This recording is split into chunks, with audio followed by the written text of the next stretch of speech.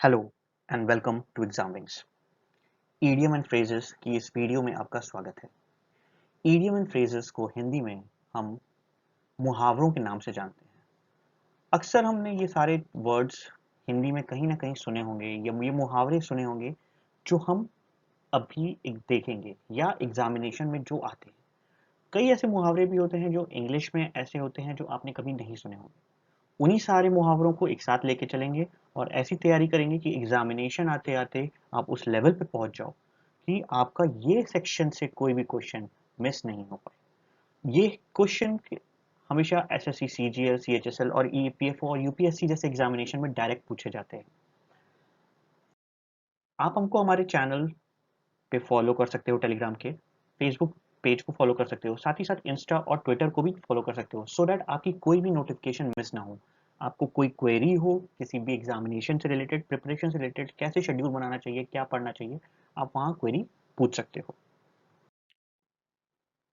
आज का हमारा पहला वर्ड है dogs of summer. Dogs of summer का क्या मतलब होता है?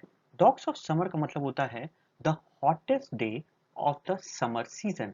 मतलब इस सीजन का मतलब इस साल का जो सबसे गर्म दिन होता है, ठीक है, उसको डॉग डेज ऑफ समर कहते हैं। अगर हिंदी में इसको डायरेक्टली कन्वर्ट करिए तो डॉग का मतलब होता है कुत्ता, डेज ऑफ समर कुत्तों जैसे दिन। मतलब ये आप ऐसे समझ सकते हो, उसको सीधे ट्रांसलेट करके याद कर सकते हो कि कब होगी आपकी हालत इतनी खराब। वो तब होगी जब बहुत ज्यादा गर्मी पड़ रही है, समर की बात हो रही है, तो यहाँ से आप डायरेक्टली समझ सकते हो कि समर की ही बात है ये, और किसी सीजन की बात तो हो नहीं रही है। Next word is burn one's boat. मतलब किसी की बोट को जलाना, या यहाँ पे इसका मतलब होता है फैसले से हटना। आपने कोई एक डिसीजन ले लिया, go back on a decision. आपने एक डिसीजन ले लिया, आपने कहा कि ठीक है ये मेरा फाइनल डिसीजन है। लोगों ने उसके हिसाब से कुछ तैयारी कर ली, कोई प्रिपरेशन कर ली, से आपने कहा कि मैं 1 करोड़ का बिजनेस डालूंगा। तो आपका ये बात सुनने के बाद कुछ लोगों ने वहां पे पैसे इन्वेस्ट कर दिए, जमीन खरीद ली और ये सारी चीजें हुई। बट आप लास्ट मोमेंट पे कैंसिल कर दो कि नहीं, मुझे फैक्ट्री नहीं लगानी है, मैं वापस कर रहा हूँ सारे पैसे जितना मैंने लगाया था या जो मैंने उधार लिए थे सब वापस कर दूंगा।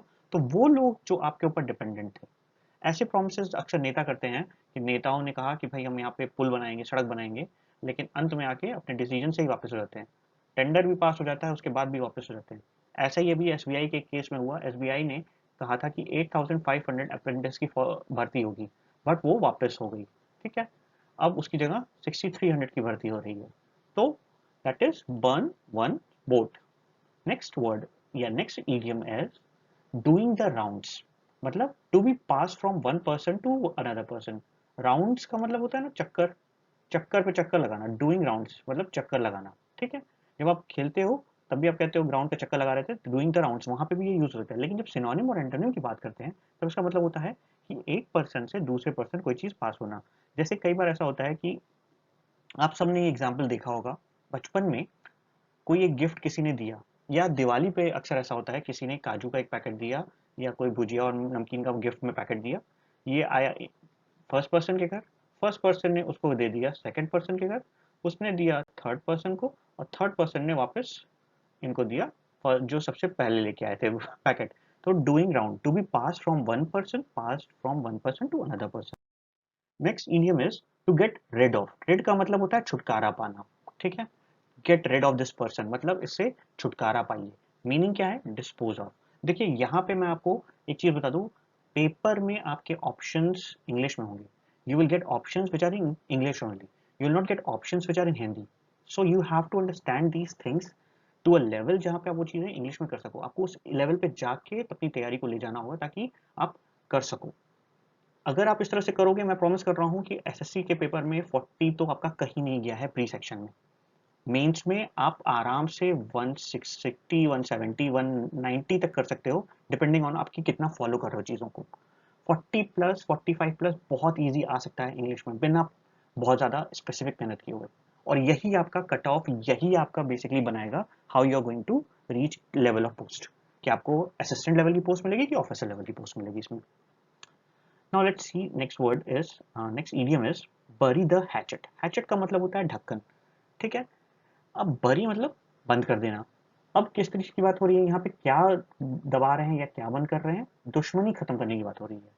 टू एंड एनिमिटी या हॉस्टिलिटी। हॉस्टिलिटी मतलब हॉस्टिल होना एक दूसरे के लिए, मतलब एक दूसरे से दुश्मनी रखना, एक दूसरे को मारने पीटने के लिए तैयार रहना। कहते हैं कि इंडिया और पाकिस्तान इस समय are trying to bury the hatchet. जो चीजें हुई, कई बार ऐसा कोशिश हुआ, अभी तक हो नहीं पाया, ये कई बार ऐसी कोशिशें हुई हैं कि वो सारी पुरानी बातें भूल के फिर से शांति बहाल हो सके। To end the enmity. Enmity मतलब होता है दुश्मनी। Next idiom is by fits and starts. By fits and start का मतलब होता है अनियमित रूप से, जिसका कोई फिक्स पैटर्न नहीं है। Fits and start. Fits start किया, कुछ अचानक से स्टार्ट कर दिया, बस ऐसे समझिए फिट हो गया और स्टार्ट कर दिया। याद करने का तरीका होना चाहिए। देखिए, sometimes you have to be very creative, कि आपको अपने तरीके सोचने हैं, लॉजिकल हो जरूरी नहीं है, बस वो चीज़ें आपके दिमाग में स्ट्राइक करनी चाहिए। You can make any formula, ताकि आप वहाँ पे उसको अप्लाई कर सको। फिट्स एंड स्टार्ट करके इरेगुलर और स्पॉडिक, SPORADIC। स्पॉडिक का मतलब होता है कोई चीज़ जो सिमिलर पैटर्न में हो, कभी इधर चल रहा है, कभी उधर चल रहा है, कभी ऐसे जा रहा है, कभी ऐसे जा रहा है, इतना कोई पैटर्न नहीं हुआ। ठीक है, तो ये क्या है? स्पॉडिक है, इरेगुलर मूवमेंट है। ठीक है, जब चिड़िया दाना चुगती है ना, तो ऐसी ही होती है कि इधर जाती है, उधर जाती है, ऐसे जाती है, उधर जाती है, ऐसे जाती है, कोई फिक्स पैटर्न नहीं होता इनका, अनियमित रूप से। उसके बाद हमारा नेक्स्ट ईडियम है by leaps and bounds. By leaps and bounds का मतलब होता है एट अ रैपिड पेस, मतलब दिन दुगनी रात चौगनी। लीप्स मतलब होता है जंप करना, बाउंड्स का मतलब होता है कोई बहुत दूरी पे जंप करना।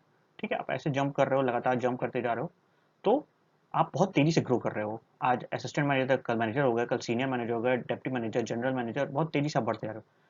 यही डिफरेंस होता है बैंकिंग और एसएससी में।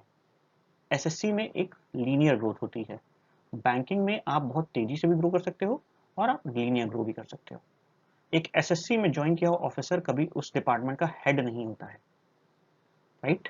लेकिन एक बैंक में एक पीओ ज्वाइन किया हुआ, उस बैंक का सीएमडी, मेमडी और सीईओ तक हो सकता है। ये पैटर्न का डिफरेंस है।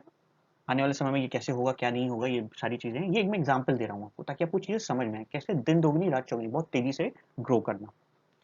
अ डाइम अ डजन, मतलब anything that is common and easy to get. मतलब एक डाइम, डाइम का मतलब होता है, एक्चुअली डाइम जो होता है वो यूएस की करेंसी में यूज होता है, मतलब उसको एक पैसे जैसे हम इंडिया में कहते हैं, वैसे ही वहाँ डाइम होता है। ठीक है, तो अ डाइम अ डजन मतलब एक डाइम में आपको एक डजन सामान मिल गया, मतलब कोई चीज़ बहुत ईजी या बहुत आसानी से, इतना कॉमन था, इतना सस्ता था कि बहुत आसानी से मिल जाना। That is anything that is common and easy to get. Next is by long odds. By long odds का मतलब होता है कि बहुत डिफरेंस से। लॉन्ग मतलब बहुत ज्यादा, एड्स का मतलब यहाँ पे वो वाला एड मत समझिएगा, यहाँ पे एड्स का मतलब होता है difference, by a great difference. जब कहते हैं ना कि इंडिया पाकिस्तान का मैच हुआ और इंडिया ने पाकिस्तान को हरा दिया, लेकिन 2 रन से हराया कि 200 रन से हराया, उसके लिए जब डिफाइन करना हो तो India defeated Pakistan by long ads.